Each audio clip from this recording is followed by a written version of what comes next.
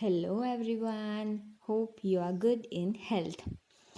We are discussing about chemical properties of carbon compounds. We have already learned about combustion in a previous session. Now we will see oxidation, addition reaction and substitution reaction. First of all, let us study oxidation. In chapter number 1, we have already studied oxidation reaction. What it is? When in a chemical reaction, oxygen is added or hydrogen is removed, then it is called oxidation. In the same manner, carbon compounds can also be oxidized, which means they also add oxygen. For this, let us try to understand an activity. For this activity, we will need ethanol. We have to take 3 ml of ethanol in a test tube and gently we have to apply heat and we have to burn it on a burner. After that, we have to take alkaline potassium permanganate of 5% solution.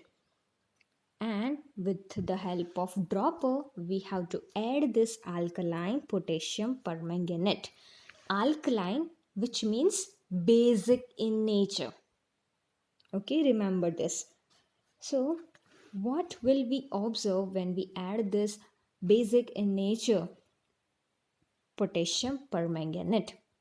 As a result, we will see that initially pink color of potassium permanganate disappears.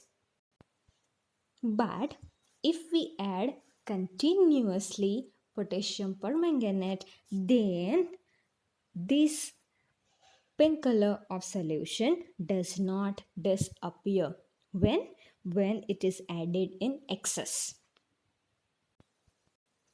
For this, we can write chemical reaction like this: ethanol, then alkaline potassium permanganate, which gives ethanoic acid.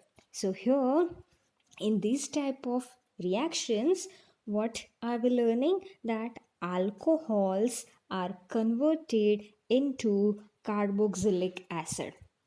Ethanol is an alcohol and it is converted into carboxylic acid, which is ethanoic acid. Some substances are capable of adding oxygen to others, and these substances are known as oxidizing agents. Remember this: some substances are capable of adding oxygen to other substances, and these substances who add oxygen to other substances are known as oxidizing agents. Here in this reaction, which is the oxidizing agent? It is alkaline potassium permanganate. Why? Because alkaline potassium permanganate adds oxygen to this ethanol. Okay, who are oxidizing agents which can add oxygen to others? Alkaline potassium permanganate is an oxidizing agent. One more example we have, that is acidified potassium dichromate. Formula is K2Cr2O7, acidified potassium dichromate. These are examples of oxidizing agent. What do? They add oxygen to other substances. When these are added to alcohols, they form acids. So here for oxidation, we have example as alkaline potassium permanganate or acidified potassium dichromate. Any of this we can make use of. So in short, oxidation reaction is very much easy. Here ethanol is converted into ethanoic acid because of alkaline potassium permanganate, which is known as oxidizing agent. Why? Because Some substances are capable of adding oxygen to others. Here we have example as alkaline potassium permanganate and alkaline potassium dichromate. Let us learn the third property, which is addition reaction. From the word itself, we can understand the meaning of it. Addition reaction. Something is added. Here, unsaturated hydrocarbons. What are they? We know that which have double or triple bond between them. So, unsaturated hydrocarbons add hydrogen. Here, for this property of carbon compounds, what is added? Hydrogen. In which type of reaction? Addition reaction.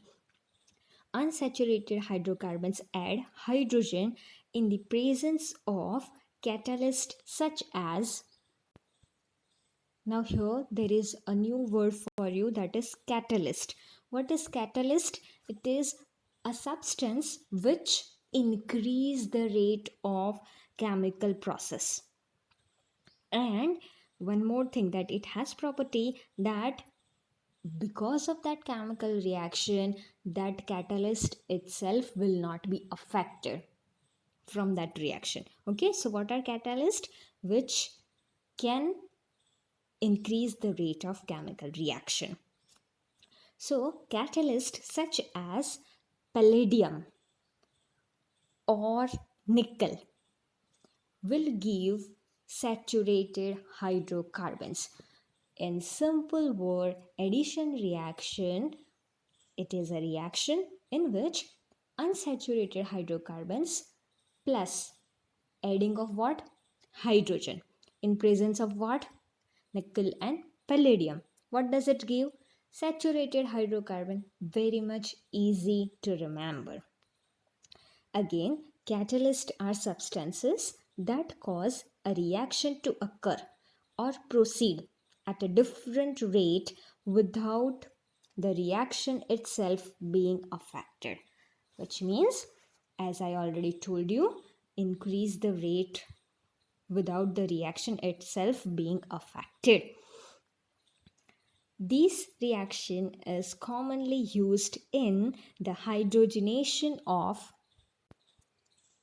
vegetable oils using a nickel catalyst. Now here, what is hydrogenation? It is the process of adding hydrogen to an unsaturated hydrocarbon which gives saturated hydrocarbon. Let us understand it by an example. Hydrogenation of oils. So when we have vegetable oils which are in liquid form, if hydrogen is added to that vegetable oils which are in liquid form, it gives solid substances. So much easy, right? Hydrogenation. What to do? They are unsaturated. Okay, if we add hydrogen to them, they become saturated. So here example is hydrogenation of oil which are in liquid form. If we add hydrogen to it, they become solid. We can remember it as hydrogenation of vegetable oil which gives vegetable ghee. Oil, liquid, ghee which is solid. So here we have addition reaction. C double bond C, and with that R is written, and catalyst are what? Nickel or palladium.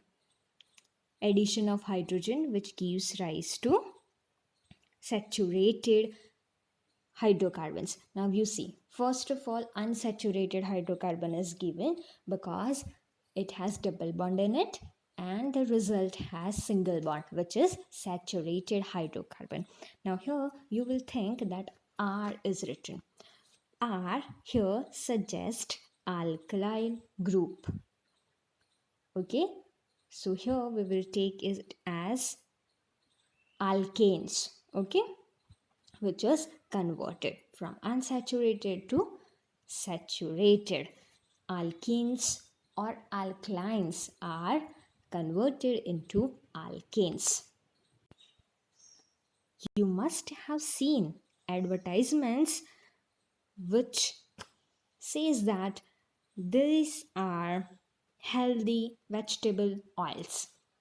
Okay, which are healthy one? Which are vegetable oils? Animal fats,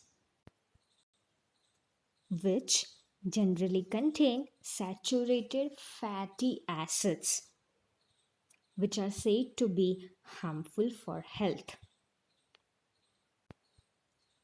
And that is why oils like vegetable oils, which contain unsaturated fatty acids, should be chosen for cooking.